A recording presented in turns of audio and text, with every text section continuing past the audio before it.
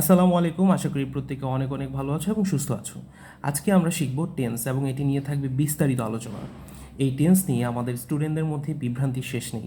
SSC, HSC সহ সকল রকমের কম্পিটিটিভ এক্সামে ইংরেজিতে একটি ভালো মার্কস ক্যারি করার জন্য এই টেন্স ভালোভাবে জানার কোনো বিকল্প নেই।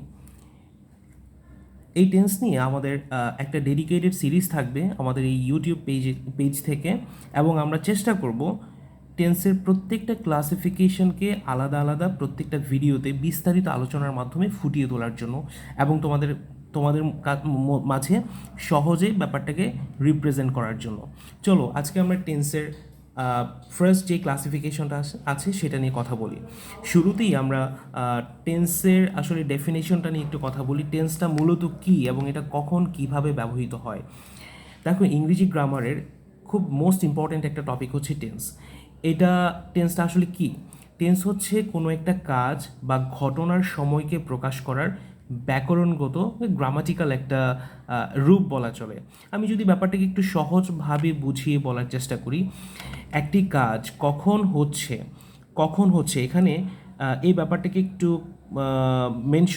ডিপলি একটু মেনশন করার চেষ্টা করো। কখন কখন হচ্ছে, এখানে একটা সময়ের কথা বলা হয়েছে, এখানে একটা সময়কে নির্দেশ করা হচ্ছে। কেমন? এই সময়টাই হচ্ছে আমাদের টেন্সের মূল ফ্যাক্টর। তো একটি কাজ কখন হচ্ছে অর্থাৎ অতীতে, বর্তমানে নাকি ভবিষ্যতে, এই সময়টা বোঝানোর জন্য মূলত টেন্সটা ব্যবহার করা হয়ে থাকে। এবং টেন্সের ক্লাসিফিকেশনের কথা যদি আমরা বলে থাকি, টেন্স মূলত হচ্ছে তিন প্রকার, অর্থাৎ প্রেজেন্ট টেন্স, পাস্ট টেন্স এবং ফিউচার টেন্স, অর্থাৎ বর্তমান, অতীত এবং ভবিষ্যৎ। এই তিনটি বিষয় নিয়ে হচ্ছে আমাদের গোটা টেন্সটাকে আলোচনা করা হয়েছে। এবং এই তিনটাকে হচ্ছে আমরা আরও চারটা ক্লাসিফিকেশনে ডিভাইড করেছি, অর্থাৎ এই তিনোটারই এই চারটা করে হচ্ছে টোটাল 12টা প্রকারভেদ আছে। যেমন সিম্পল বা ইনডিফিনিট টেন্স, অর্থাৎ প্রেজেন্ট সিম্পল টেন্স আর present indefinite tense, present continuous tense অথবা present progressive tense, present perfect tense এবং প্রেজেন্ট পারফেক্ট কন্টিনিউয়াস টেন্স। এই ঠিক চারটা প্রকারভেদ আবার পাস্ট টেন্স এবং ফিউচার টেন্স এই দুটোতেও আছে। আশা করি ক্লাসিফিকেশন নিয়ে আমাদের আর কোনো ঝামেলা হওয়ার কথা না। আজকে আমাদের মূলত আলোচনার বিষয় হচ্ছে প্রেজেন্ট সিম্পল টেন্স, অর্থাৎ আমরা এই টেন্সটাকে আসলে এমনভাবে শিখতে চাই, প্রত্যেকটা প্রকারভেদের জন্য আমরা একটা ডেডিকেটেড ক্লাস তোমাদেরকে উপহার দিতে চাই, যেখান থেকে তোমরা এই টেন্সটাকে খুব ভালোভাবে আয়ত্ত করতে পারবে। এবং এই টেন্সটা কিন্তু অন্যান্য গ্রামাটিক্যাল যে টপিকগুলো আছে, ইংরেজিতে যত গ্রামাটিক্যাল টপিক আছে, আমি বলবো যে তার 70-80% এই টেন্স কাভার করে থাকে। অর্থাৎ ওই টপিকগুলো যদি তুমি সলভ করতে যাও, অফকোর্স তোমার টেন্সের ব্যাপারে একটা সম্যক ধারণা থাকতে হবে, একটা ট্রান্সপারেন্ট একটা আইডিয়া তোমার থাকতে হবে। তো চলো লেটস গেট স্টার্টেড, আমরা আমাদের আজকের মূল আলোচনায় ফিরে যাই। ওকে, আমাদের আজকের টেন্সের ফার্স্ট ক্লাস বা পার্ট 1 যেটা, সেটা হচ্ছে প্রেজেন্ট সিম্পল টেন্স বা প্রেজেন্ট ইনডিফিনিট টেন্স। ঠিক আছে, এই প্রত্যেকটা টেন্সকে আমরা চারটা স্টেপে শেখার চেষ্টা করব। ফার্স্ট অফ অল এক্সপ্লেনেশন বা definition, what is actually present, what present simple is, মানে প্রেজেন্ট সিম্পল টেন্স বলতে আমরা কী বুঝি। অ্যান্ড দেন হচ্ছে আমাদের রুলস বা হচ্ছে ফর্মুলা যেটা, হোয়ার and why we use it, হ্যাঁ, কেন এবং কীভাবে আমরা এটা ব্যবহার করব। স্ট্রাকচার, অ্যাফার্মেটিভ, এই স্ট্রাকচারটা হচ্ছে আমাদের আসলে তিনটা তিনটা প্রকারভেদ আছে। প্রত্যেকটা সেন্টেন্সের তিনটা ফর্ম আছে: affirmative sentence, negative sentence and interrogative sentence, and finally we will talk about examples with analysis. এই চারটা স্টেপে আমরা পুরো ব্যাপারটাকে কমপ্লিট করার চেষ্টা করব ইনশাল্লাহ। তো ফার্স্ট অফ অল দেখো, আমরা এখানে যেটা লিখেছি, প্রেজেন্ট সিম্পল টেন্স বা প্রেজেন্ট ইনডিফিনিট টেন্স বলতে আমরা কী বুঝি। কেমন? Present simple tense is use to talk about actions we do regularly. প্রত্যেকটা ওয়ার্ড বা প্রত্যেকটা শব্দকে একটু ভালো করে এঙ্গেজ করার চেষ্টা করো তোমরা। Present simple tense is use to talk about actions we do regularly, অর্থাৎ প্রেজেন্ট সিম্পল টেন্স সাধারণত ব্যবহার করা হয়ে থাকে যেই যেভাবে ব্যবহার করা হয়ে থাকে, সাধারণত কোন ক্ষেত্রে ব্যবহার করা হয়ে থাকে? উই ডু রেগুলারলি, অর্থাৎ টক অ্যাবাউট অ্যাকশন, ওই সকল অ্যাকশনের ব্যাপারে কথা বলে বা ওই সকল কাজের ব্যাপারে কথা বলে যেগুলো আমরা প্রতিনিয়ত বা প্রতিদিন করে থাকি। জেনারেল ট্রুথ, সাধারণ সত্য। And fixed or permanent facts, যেগুলো হচ্ছে কি বলতো, যেটা হচ্ছে আমাদের ফিক্স বা পার্মানেন্ট ফ্যাক্টস, অর্থাৎ এমন একটা ব্যাপার যেটা আমরা আসলে মানে কি বলে যে একদম পার্মানেন্ট একটা ব্যাপার যেটা কখনোই আসলে চেঞ্জ হয় না, আনচেঞ্জেবল ফ্যাক্টসগুলোকে বলা হয়ে থাকে। সহজ কথায় বলতে গেলে আমরা যদি একটু বাংলায় ভেঙে বলার চেষ্টা করি, প্রেজেন্ট সিম্পল টেন্স বলতে ওই সকল কাজকে বোঝায় যেটা হচ্ছে আমাদের একটা অভ্যাসগত কাজ, যেই কাজটিকে আমরা আসলে দৈনন্দিন করে থাকি, এবং সায়েন্টিফিক ফ্যাক্ট বা সায়েন্টিফিক্যালি ট্রুথ যে স্টেটমেন্টগুলো আছে, সাধারণ সত্য, জেনারেল ট্রুথ এবং স্থায়ী অবস্থা, এই ক্যারেক্টারিস্টিক্সগুলো হচ্ছে তোমার প্রেজেন্ট সিম্পল টেন্সে থাকবে। ওকে, যেমন আমরা ফর এক্সাম্পল আমরা যদি বলি I brush my teeth every morning, I brush my teeth every morning, আমি প্রতিদিন আমার দাঁত মাজি। এভরি মর্নিং, প্রতিদিন সকালবেলা। দেখো এইটা হচ্ছে আমার একটা প্রতিদিনকার কাজ, বর্তমান সময়ের একটা কাজ আর কি, ডেইলি অ্যাক্টিভিটিস এটা আমার, সুতরাং এটা present indefinite tense. I eat rice every day, এই ব্যাপারগুলোকে অভ্যাসগত বা দৈনন্দিন কাজের তালিকায় আমরা ফেলতে পারি। ওকে, দেন আমরা আরও কিছু এক্সাম্পল দেখি। দেখো, the bus leaves at 6 PM, অর্থাৎ বাসটি এখানে একটা স্পেসিফিক বাসের কথা বলা হয়েছে, বাসটি বিকাল 6টায় ছেড়ে যায়। এখানে লিভ মানে হচ্ছে ছেড়ে যাওয়া, কেমন, ছেড়ে যাওয়া। The bus leaves at 6 PM, এটা তার দৈনন্দিনকার একটা কাজ, প্রতিদিনকার একটা রুটিন, ঠিক এই সময়টাতে এই বাসটি ছেড়ে যায়। The sun rises in the east, the sun rises in the east, দেখো এটা হচ্ছে একটা চিরন্তন বা ইউনিভার্সাল ট্রুথ বলতে পারি আমরা, জেনারেল ট্রুথ বলতে পারি, ঠিক আছে, সূর্য পূর্ব দিকে উঠে, এটা কিন্তু একটা ইউনিভার্সাল ট্রুথ, হ্যাঁ, এই জন্য এটা প্রেজেন্ট ইনডিফিনিট টেন্স হয়েছে। অ্যান্ড দেন নেক্সট হচ্ছে ওয়াটার ফ্রিজেস অ্যাট 0°C, পানি 0°C বরফ হয়ে যায়, কেমন, এটাকে কি তুমি কখনো এই স্টেটমেন্টে কি কখনো তুমি অস্বীকার করতে পারবা? কখনই না, এটা কখনোই ভুল প্রমাণিত হবে না। সুতরাং এই ধরনের সায়েন্টিফিক্যালি ট্রুথ, সায়েন্টিফিক ফ্যাক্টগুলো কিন্তু আমাদের প্রেজেন্ট ইনডিফিনিট টেন্সের তালিকায় চলে আসবে। The earth revolves around the sun, পৃথিবীটা সূর্যের চারপাশে ঘুরতেছে, এটা ইউনিভার্সাল ট্রুথ, এটা scientific fact, present indefinite tense. Plants produce oxygen during photosynthesis, খেয়াল করো, গাছপালা প্রডিউস করে, হ্যাঁ, উৎপাদন করে অক্সিজেন উৎপাদন করে ডিউরিং ফটোসিনথেসিস, আলোক সংশ্লেষণের সময় গাছপালা অক্সিজেন উৎপাদন করে। এটা খুবই প্র্যাকটিক্যাল একটা কথা, হ্যাঁ, এটাকে আমরা নিজেরা কখনোই চেঞ্জ করতে পারবো না। So this sentence is present simple tense. And the human body contains 206 bones, ঠিক আছে, আমাদের মানে শারীরিক যেই বডিটা আছে, মানুষের যে শরীর আছে, সেটা আসলে 206টি হাড় দ্বারা গঠিত, এটা একটা সায়েন্টিফিক ফ্যাক্ট। তার মানে আমরা বুঝতে পেরেছি, অর্থাৎ আমাদের যে অভ্যাসগত কাজ, দৈনন্দিন কাজ, বৈজ্ঞানিক সত্যতা, সাধারণ সত্যতা, স্থায়ী অবস্থা, তারপর হচ্ছে তোমার যেটাকে আমরা চিরন্তন সত্য বলে থাকি, এই ধরনের এক্সপ্রেশনগুলো কিন্তু always will be the present simple tense. আশা করি বুঝতে পেরেছো, মানে ডেফিনেশনটা কিন্তু আমরা ক্লিয়ার হতে পেরেছি, তাই না?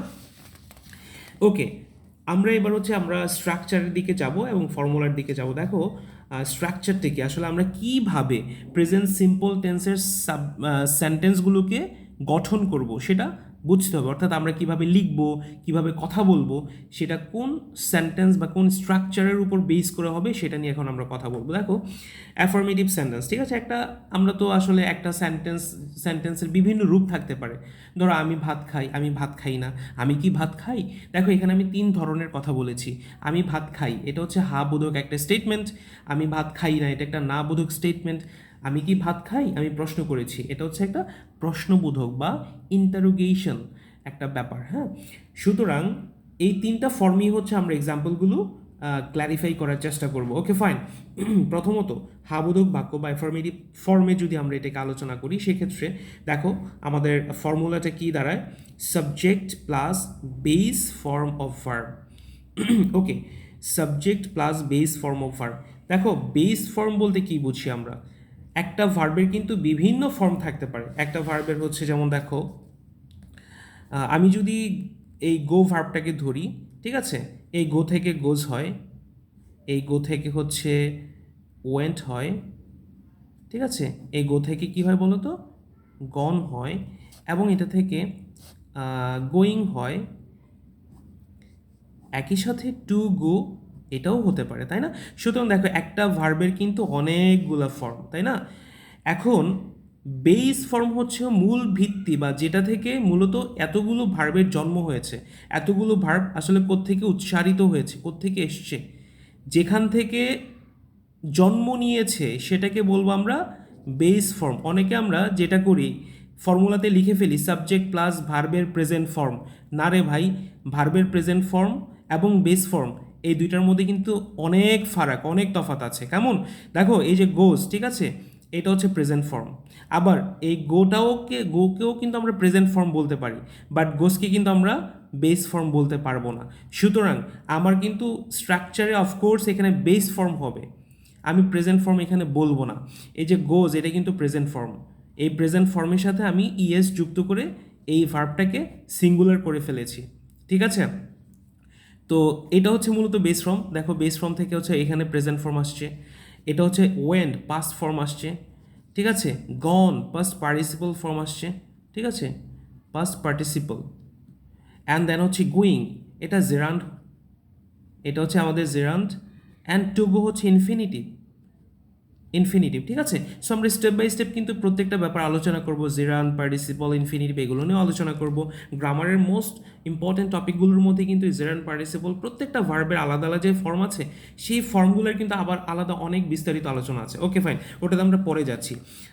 So let's come back to the main point, আমরা আসলে যেখানে ছিলাম। So base form plus verb plus S ES, ঠিক আছে, এইটা কিন্তু আবার একটা বিশাল ব্যাপার। হ্যাঁ, আমরা আজকে মূলত যে ট্র্যাকে আছি সেই ট্র্যাকটা নিয়ে আগাচ্ছি। দেখো এখানে প্লাস, আমাদের মেইন কথা যেটা, সেটা হচ্ছে সাবজেক্টের পরে ভার্বের বেস ফর্ম হবে, এরপর প্লাস অবজেক্ট হতে পারে। এই বেস ফর্মের সাথে কখনো কখনো অ্যাজ বা ইয়েস যুক্ত হবে।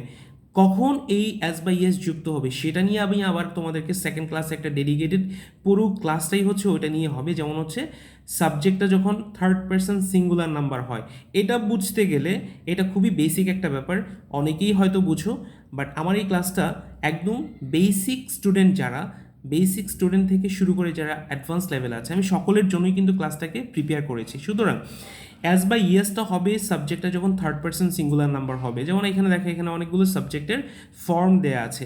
এখন থার্ড পারসন কি, সেকেন্ড পারসন কি, প্লুরাল কি, সিঙ্গুলার কি, সেগুলো আমরা নেক্সট ক্লাসে আলোচনা করব। কেমন? এখন আমরা মেইন পয়েন্টে থাকি। তো subject plus base form plus verb, okay, এটা হচ্ছে আমাদের অ্যাফার্মেটিভ সেন্টেন্সের স্ট্রাকচার। এটাকে আমরা কিভাবে এক্সাম্পলের মাধ্যমে একটু ক্লিয়ার করার চেষ্টা করি। দেখো, আই প্লে ফুটবল, আমি ফুটবল খেলি, এখানে আই হচ্ছে সাবজেক্ট, প্লে হচ্ছে ভার্ব, অ্যান্ড ফুটবল হচ্ছে অবজেক্ট। তাহলে খুবই স্বাভাবিক, এটা খুবই সহজ একটা ব্যাপার। আই প্লে ফুটবল, আমি ফুটবল খেলি, আমাদের প্রেজেন্ট ইনডিফিনিট টেন্সে একটা অ্যাফার্মেটিভের একটা সেন্টেন্স লিখেছি। এই সেন্টেন্সে দেখো এখানে সাবজেক্ট আই থাকার কারণে প্লে ভার্বটা বেস ফর্ম যেমন আছে তেমনই, এটা প্লে হচ্ছে একটা বেস ফর্ম, হ্যাঁ, প্রেজেন্ট ফর্ম, বেস ফর্ম, এটা অ্যাজ ইট ইজ একদম যেমন ছিল তেমনই বসে গিয়েছে, বেস ফর্মটা বসে গিয়েছে, এই যে বেস ফর্ম, কেমন, এটা অনুযায়ী এটা বসছে। বাট দেখো সেকেন্ড সেন্টেন্সটাতে দেখো এখানে প্লেস কিন্তু না, সরি প্লে কিন্তু না, এখানে প্লেস হয়ে গিয়েছে। এই প্লের সাথে একটা অ্যাস যুক্ত হয়েছে নতুন করে। এই পরিবর্তনটা কেন হলো, এটা নিয়ে হচ্ছে আমাদের নেক্সট ক্লাসটা আমরা করব, হ্যাঁ, ইনশাল্লাহ। তো এখানে জাস্ট আমরা একটু ক্ল্যারিফাই করার চেষ্টা করি, এই পরিবর্তনটা এসছে হচ্ছে আমাদের এই সাবজেক্টের কারণে, সাবজেক্টটা শি হওয়ার কারণে। তো শি হলে এখানে অ্যাস হবে, আই হলে এখানে অ্যাস হবে না, এই ব্যাপারটা আমরা ক্লিয়ার করব পরবর্তী ক্লাসে। এই শিটা হচ্ছে থার্ড পারসন এবং সিঙ্গুলার, যার কারণে আমাদের মূল ভার্বের শেষে একটা অ্যাস যুক্ত হয়েছে এবং পুরো ভার্বটাই সিঙ্গুলার হয়ে গিয়েছে। কেমন? শি প্লেস ফুটবল, এখানে এটাও কিন্তু সিঙ্গুলার, বাট এটা কিন্তু থার্ড পারসন না, এটা হচ্ছে ফার্স্ট পারসন। এই জন্য আমরা এই মূল ভার্বটাকে পরিবর্তন করি নাই, অ্যাজ ইট ইজ যেমন ছিল তেমনই রয়ে গিয়েছে। So next, I work in a bank, Shamim works in a bank, I live in Dhaka, she lives in Dhaka. So এই ব্যাপারগুলো হচ্ছে আমাদের প্রেজেন্ট ইনডিফিনিট টেন্সের অ্যাফার্মেটিভ সেন্টেন্সের স্ট্রাকচার অনুযায়ী আমরা এই এক্সাম্পলগুলো ক্রিয়েট করেছি। ওকে, নেক্সট হচ্ছে আমাদের নেগেটিভ ফর্মে আমরা যে উদাহরণগুলোকে এক্সপ্লেন করার চেষ্টা করব। দেখো, নেগেটিভ হচ্ছে কি সাবজেক্টের পরে ডু বা ডাজ বসাতে হবে, তারপর নট, তারপর হচ্ছে বেস ভার্ব। ঠিক আছে, অর্থাৎ base form of a verb. দেখো, আমি একটু বোঝানোর চেষ্টা করি, একটু ভালো করে খেয়াল করো। না বোধক, অর্থাৎ এই যে নেগেটিভের মধ্যেই কিন্তু আমাদের স্ট্রাকচারটা লুকায় আছে। সাবজেক্ট, অর্থাৎ এই সাবজেক্টটা তো থাকবেই অফকোর্স। তুমি যখনই অ্যাফার্মেটিভ সেন্টেন্সটাকে নেগেটিভ করতে যাবা, খুব সহজেই আমরা বুঝতে পারি যে এখানে একটা নট চলে আসবে, তাই না? একটা নট চলে আসবে। নট শব্দটাকে যদি না আনি তাহলে তো সেন্টেন্সটা নেগেটিভ হচ্ছে না, খুবই স্বাভাবিক একটা কথা। বাট এখানে একটু ব্যতিক্রম বা একটু অস্বাভাবিক যে ব্যাপারটা, সেটা হচ্ছে যখনই তুমি অ্যাফার্মেটিভ সেন্টেন্স অর্থাৎ প্রেজেন্ট, আমার কথাগুলো খুব ভালো করে খেয়াল করার চেষ্টা করো, খুব ভালো করে একটু রিলেট করতে হবে, হ্যাঁ? কথাগুলো খুবই ইম্পর্টেন্ট। অর্থাৎ প্রেজেন্ট ইনডিফিনিট টেন্সের অ্যাফার্মেটিভ সেন্টেন্সকে যখন তুমি নেগেটিভ করতে যাবা তখন নট ব্যবহার করতে হবে, এবং এই নটটাকে শুধু তুমি একা একা ব্যবহার করতে পারবা না। এই নট ব্যবহার করতে হলে অফকোর্স তোমাকে একটা অক্সিলারি ভার্ব আনতে হবে, যেটা ডু কিংবা ডাজ। এটা শুধুমাত্র প্রেজেন্ট ইনডিফিনিট টেন্সের ক্ষেত্রে প্রযোজ্য। ঠিক আছে, সুতরাং যেমন আমি যদি বলি, আমি একটু পার্থক্যটা দেখাই তোমাকে। আই অ্যাম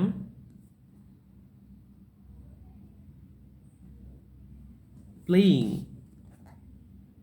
ক্রিকেট, এইটা হচ্ছে প্রেজেন্ট কন্টিনিউয়াস টেন্স, যদিও আমরা এটাতে যাই নাই, বাট আমি তোমাদেরকে বোঝানোর জন্য লিখতেছি। আই এম প্লেয়িং ক্রিকেট, আমি ফুটবল খেলছি, হ্যাঁ, বর্তমানে চলমান একটা কাজ।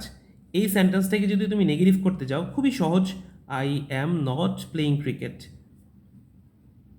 কেমন? I am not playing cricket. Okay, fine.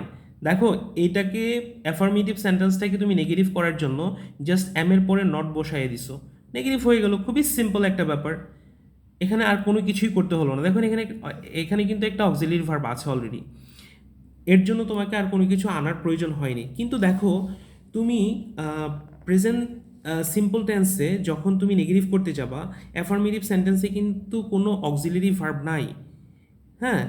যেমন এখানে লেখা আছে, দেখো, I do not like coffee. এইটাকে যদি আমি অ্যাফার্মেটিভ করি কী হবে বলো তো? আই লাইক কফি, তাই না? আই লাইক কফি, আমি কফি পছন্দ করি। আমি কফি পছন্দ করি, এই সেন্টেন্সটা লিখতে গিয়ে আমাকে কী কী বসাতে হয়েছে? একটা সাবজেক্ট, পরবর্তীতে হচ্ছে একটা ভার্ব। এই ভার্বটা হচ্ছে প্রিন্সিপাল ভার্ব, স্ট্রং ভার্ব। এটা কিন্তু অক্সিলারি ভার্ব না, এটা একটা প্রিন্সিপাল ভার্ব বা মেইন ভার্ব। ঠিক আছে, এখন তুমি কি বলতে পারবা আই লাইক নট কফি বা আই নট লাইক কফি? এভাবে কি বলতে পারবা? এটা কি আসলে মানে কি বলে যে সামঞ্জস্যপূর্ণ হলো? সেন্টেন্সটা হলো না। তাই যখন প্রেজেন্ট ইনডিফিনিট টেন্সে, দেখো এখানে কিন্তু কোনো অক্সিলারি ভার্ব নাই, এই জন্য যখন তুমি present indefinite tense, present simple টেন্সের অ্যাফার্মেটিভ সেন্টেন্সকে নেগেটিভ করতে যাবো, তখন তোমাকে নট নেগেটিভ করার জন্য তোমাকে একটা অক্সিলারি ভার্ব আনতে হবে, সেটা হচ্ছে ডু অথবা ডাজ। যেমন I like coffee, I do not like coffee, I do not like coffee. ঠিক আছে, এবং যদি বলতাম যে হি লাইকস কফি, তখন হয়তো হি ডাজ নট লাইক কফি। তো কখন ডু হবে, কখন ডাজ হবে, সেটাও আমরা ওই নেক্সট ক্লাসেই পড়বো। সাবজেক্টটা থার্ড পার্সন সিঙ্গুলার নাম্বার হলে আমরা তখন তারপরে ডাজ বসাবো। Okay, fine. So I do not like coffee, এখন জাস্ট আমরা কীভাবে নেগেটিভ করতে হয় সেটা একটু বোঝার চেষ্টা করি। I don't like coffee. দেখো, they do not live in Comilla, এটা যদি অ্যাফার্মেটিভ হতো তাহলে কি হতো? দে লিভ ইন কুমিল্লা, তারা কুমিল্লা বসবাস করে। ঠিক আছে, তারা কুমিল্লা বসবাস করে। এখন নেগেটিভ করলাম, কি হইল? They do not live in Comilla. ঠিক আছে, এই হচ্ছে বিষয়। He does not play football, দেখো এটাকে আমরা নেগেটিভ করেছি, আমরা অ্যাফার্মেটিভটা একটু লিখি, দেখো কি কি হয় যদি এটা অ্যাফার্মেটিভ হতো, তাহলে কি হতো? He plays football, he plays football. তাহলে এটা হচ্ছে অ্যাফার্মেটিভ, এবং এটাকে নেগেটিভ করলাম, হি ডাজ নট প্লে ফুটবল। এখন দেখো, এখানে তোমাদের হয়তো কিছুটা বিভ্রান্তির সৃষ্টি হতে পারে যে ভাইয়া, আমি তো এখানে হি প্লেস ফুটবল লিখলাম, হ্যাঁ, হি এর পরে আপনি বলছেন যে এখানে প্লেস হবে, তাহলে এখানে হি এর পরে কেন প্লেস হলো না? তাই না? প্রশ্নটা খুবই স্বভাবতই, এবং এটা খুবই একটা ম্যাগনেটিক পার্ট। এই জায়গাটাতেই তোমরা ভুল করে থাকো, এই জায়গাটাতে তোমরা ভুল করে থাকো। এই প্রেজেন্ট ইনডিফিনিট টেন্সে শুধু টেন্স ছাড়াও কোশ্চেনটাকে কিন্তু তোমাদের খুব বেশি পরিমাণে ব্যবহৃত হয়ে থাকে। কেমন? আমরা এই যে এটার এটার সলিউশনটা হচ্ছে কি, দেখো, হি প্লেস ফুটবল, যখন তুমি অ্যাফার্মেটিভ সেন্টেন্স লিখবা তখন তো তোমার কোনো অক্সিলিয়ারি ভার্ব থাকতেছে না, সেই জন্য তুমি এটাকে প্লেস করে দিয়েছো সাবজেক্টটা থার্ড পারসন সিঙ্গুলার হওয়ার কারণে, হি প্লেস ফুটবল। বাট যখন তুমি এটাকে নেগেটিভ করতেছো, প্লিজ বি অ্যাটেন্টিভ, একটু মনোযোগ দাও। যখন তুমি এটাকে নেগেটিভ করতেছো তখন কি হইতেছে, হি ডাজ নট, তুমি অলরেডি ডাজকে নিয়ে আসছো, হি ডাজ নট। সুতরাং যখন তুমি নেগেটিভ করবা কিংবা ইন্টারোগেটিভ করবা, যখন তুমি ডু বা ডাজ নিয়ে আসবা, তারপরে কেমন কখনোই ভার্বের শেষে অ্যাজ বা ইয়েস যুক্ত হবে না। হ্যাঁ, তখন ভার্বের বেস ফর্ম হয়ে যাবে। He does not play football, he does not play football, I do not play football, they do not play football. Subject যাই হোক না কেন, যখন তুমি প্রেজেন্ট ইনডিফিনিট টেন্সকে নেগেটিভ করবা, ডু বা ডাজ আনবা, তখন কিন্তু এই মেইন ভার্ব বা প্রিন্সিপাল ভার্বটা বেস ফর্মে হবে। আমি তোমাদেরকে এখানে লিখে দিয়েছি, মনে রাখো, ডু ডাজ নট এর পরে সবসময় ভার্বের বেস ফর্ম হবে। দেখো, she does not goes to school, এটা একটা wrong sentence. She does not goes to school, এখানে শি এর পরে ডাজ তো আছেই, আবারও গোজ কেন, তাই না? এখানেও ইয়েস, এখানেও yes. She does not goes to school, তাহলে এটা হচ্ছে রং সেন্টেন্স হয়ে গেছে। কারেক্টটা হবে কি, she does not go to school, go to school, she does not go to school. আশা করি বুঝতে পেরেছ। ওকে, দেখো, অ্যান্ড ফাইনালি আমরা ইন্টারোগেটিভ ফর্ম নিয়ে কথা বলবো, প্রশ্নবোধক বাক্য। কেমন? সো প্রশ্ন করতে গেলে আমরা জানি যেটা হয় যে আমাদের যে ভার্বটা আছে, যেমন আমরা একটা সেন্টেন্স লিখতে গেলে যে ভার্বটা, যেমন ইউ লাইক পিৎজা, হ্যাঁ, সো ওই ভার্বটা সামনে নিয়ে আসতে হবে। কেমন? এখন একটা বিষয় আছে, যেমন আমি আগে ফর্মুলাটা নিয়ে একটু আলোচনা করি, ডু অথবা ডাজ, এটা কিন্তু আমি প্রেজেন্ট ইনডিফিনিট টেন্স বা প্রেজেন্ট সিম্পল টেন্স পড়াচ্ছি, তোমরা তো অবশ্যই মাথায় রেখেছো এটা। সো প্রেজেন্ট সিম্পল টেন্সের প্রেজেন্ট সিম্পল টেন্সে যে আমরা অক্সিলারি ভার্ব ব্যবহার করেছি সেটা কি ছিল, ডু বা ডাজ ছিল। সেজন্য আমরা এখানে ডু বা ডাজ এনেছি, কারণ আমরা জানি যে একটা কোয়েশ্চেন তৈরি করতে গেলে আমাদেরকে সবার আগে ওই ভার্বটাকে নিয়ে আসতে হবে, ওই ভার্বটাকে নিয়ে আসতে হবে। আর মেইন ভার্ব দিয়ে কিন্তু কখনো আমরা প্রশ্ন করতে পারি না। যেমন আমি বললাম যে আই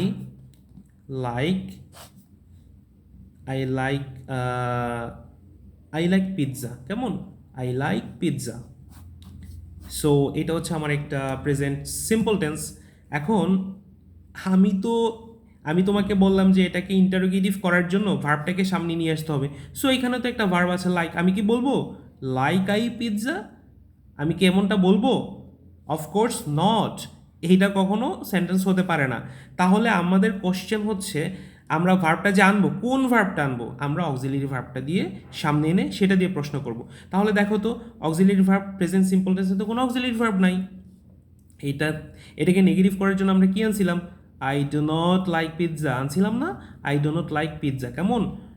সো এই যে অক্সিলারি ভার্বটা আছে, এটা দিয়ে আমরা কোশ্চেন করব, do I like pizza, do I like pizza, আমি কি পিৎজা পছন্দ করি? অথবা ডাজ হি লাইক পিৎজা, অথবা ডাজ, এই যে ডিউএস, ডাজ হি লাইক পিৎজা। আশা করি বুঝতে পারছো না? সো এইটা হচ্ছে বিষয়। যেমন আমি যদি একটু আগে যে প্রেজেন্ট কন্টিনিউয়াস টেন্সের একটা স্ট্রাকচার সেন্টেন্স দেখেছিলাম, আই এম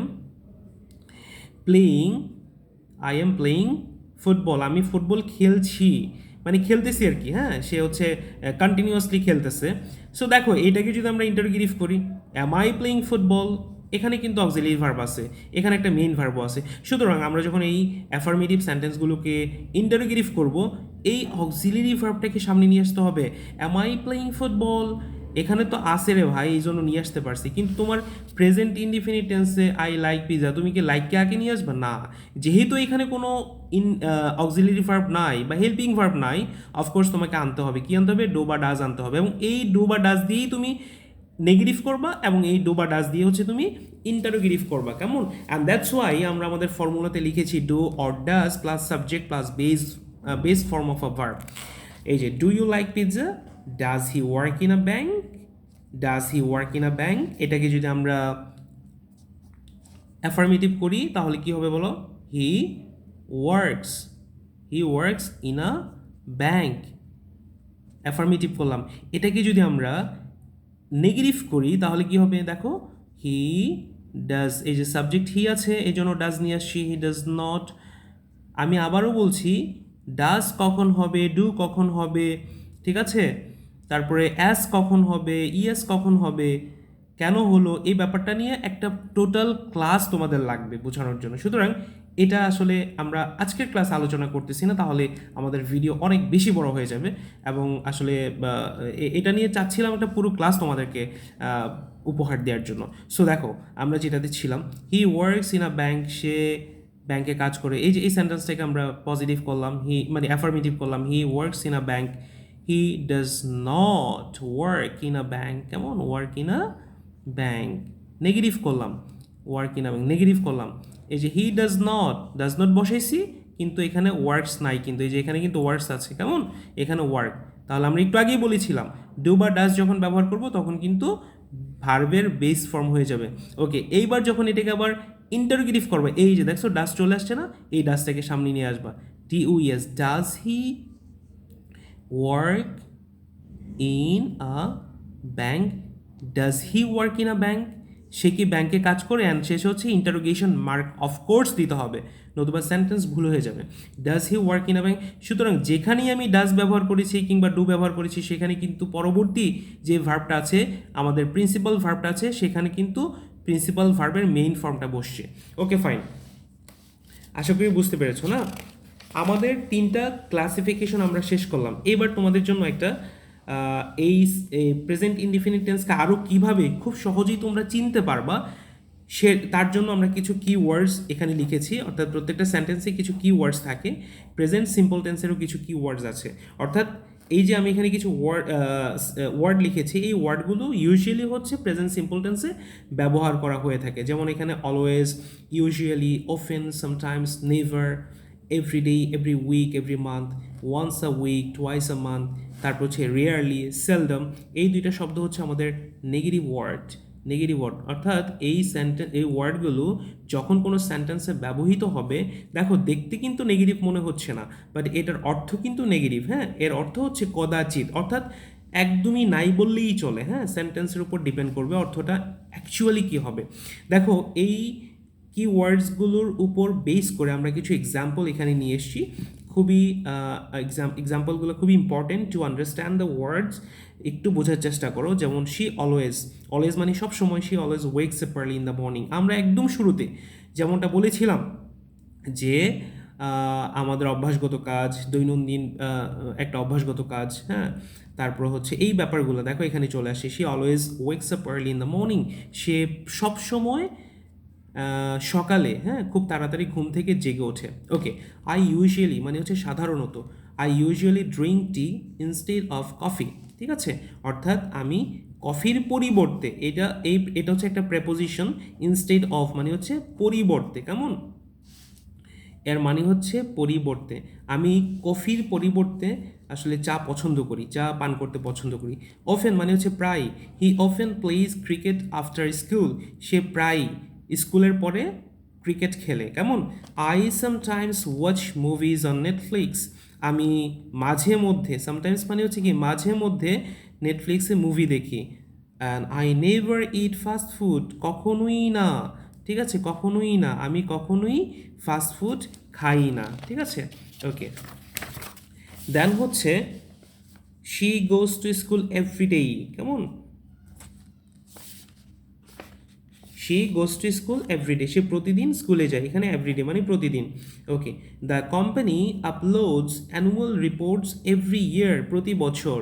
প্রেজেন্ট ইনডিফিনিট টেন্সের কি word? The company uploads annual reports every year on their website, মানে হচ্ছে তাদের ওয়েবসাইটে তারা প্রতি বছর বার্ষিক যে রিপোর্টটা আছে সেটা তারা আপলোড করে। He reads a story book once a week, সে সপ্তাহে একদিন গল্পের বই পড়ে থাকে, মানে পড়ে আর কি। শি রিয়ারলি ইটস মিট, মানে সে মাংস খায় না বললেই চলে। আই seldom ওয়াচ টিভি, আমি টিভি সেরকম একটা দেখি না বললেই চলে। সো এই ব্যাপারগুলো হচ্ছে আমাদের একটু বোঝার জন্য, বা একটা মানে দেখলেই তুমি বুঝতে পারবা যে আসলে এটা প্রেজেন্ট ইনডিফিনিট টেন্সের একটা সেন্টেন্স হতে পারে। ওকে, অ্যান্ড ফাইনালি আমরা যেইখানে ভুল করে থাকি, কেমন আসলে আমরা প্রত্যেকটা ক্লাসিফিকেশন এমনভাবে শেখার চেষ্টা করতেছি যে এই প্রেজেন্ট ইনডিফিনিট রিলেটেড তুমি অন্য যে সকল টপিকে যাবা সেটা যাতে আসলে কমপ্লিটলি তুমি সলভ করতে পারো, কেমন?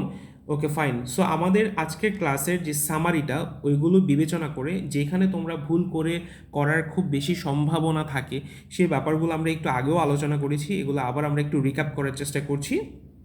দেখো, শি ইট রাইস এভরিডে, এটা আমরা ভুল ভুল সেন্টেন্স হিসেবে এখানে লিখেছি। এখানে ভুলটা কোথায় হয়েছে? Basically subject third person singular number, যখন সাবজেক্ট থার্ড পারসন সিঙ্গুলার হবে তার পরবর্তী ভার্বের পরে আমরা অ্যাজ বা ইয়েস যুক্ত করব। কেন করব সেটা নেক্সট ক্লাসে দেখাবো। She eat rice every day, সে প্রতিদিন ভাত খায়, তাহলে এখানে ইট না হয়ে ইটস হবে, কেমন? She eats rice every day. Okay, she does not eats rice, she does not eat rice, তাহলে ইটস রাইস। তাহলে আমরা একটু আগেই আলোচনা করেছি যখন প্রেজেন্ট সিম্পল টেন্স বা প্রেজেন্ট ইনডিফিনিট টেন্সের অ্যাফার্মেটিভ সেন্টেন্সকে তোমরা নেগেটিভ করতে যাওয়া তখন ডু বা ডাজ ব্যবহার করতে হবে। আর ডু বা ডাজ ব্যবহার করলে তার পরবর্তী যেই প্রিন্সিপাল বা মেইন ভার্বটা আছে সেটার বেস ফর্ম হবে। সুতরাং ইটস কখনোই বেস ফর্ম না, ইট হচ্ছে বেস ফর্ম, তাহলে এই অ্যাজটা হবে না আমাদের। হ্যাঁ, she does not eat rice, ঠিক আছে। Does he goes to school, এটা হচ্ছে একটা ইন্টারোগেটিভ সেন্টেন্স, আমাদের প্রেজেন্ট সিম্পল টেন্সের interrogative sentence. Does he goes to school, সে কি স্কুলে যায়? ঠিক একই কথা একটু আগে যেমনটা বলেছি, ডাজ যখন ব্যবহার করব তার পরবর্তী প্রিন্সিপাল ভার্বের শেষে অ্যাস বা ইএস কিছুই যুক্ত হবে না, বেস ফর্ম হয়ে যাবে। তাহলে correct sentence will be does he go to school. And the last, do you plays football, sorry do you plays cricket, তুমি কি ক্রিকেট খেলো? তার মানে হচ্ছে এই যে ডু ইউ প্লেস ক্রিকেট, এখানে ডু ঠিক সেম কথা অ্যাজ ইট ইজ, একটু আগে যেমনটা বলেছিলাম ডু বা ডাজ ব্যবহার করলে পরবর্তী ভার্ব কখনোই অ্যাজ বা ইয়েস যুক্ত হবে না, বেস ফর্ম হয়ে যাবে ডু ইউ প্লে ক্রিকেট, এই হচ্ছে বিষয়। সো আশা করি প্রত্যেকেই প্রেজেন্ট ইনডিফিনিট টেন্স বা প্রেজেন্ট সিম্পল টেন্স সম্পর্কে একটা ভালো ধারণা পেয়েছো, এবং পরবর্তী ক্লাসে অফকোর্স আমরা এই পরবর্তী ক্লাসিফিকেশন যেটা প্রেজেন্ট কন্টিনিউয়াস টেন্স সেটা নিয়ে বিস্তারিত আলোচনা নিয়ে আসবো। এবং তার আগে আমরা যে ক্লাসটা দিব সেটা হচ্ছে পার্সন, নাম্বার বা অ্যাজ বা ইয়েস কীভাবে এবং কখন যুক্ত হয়। থ্যাংক ইউ ভেরি মাচ, আল্লাহ হাফিজ।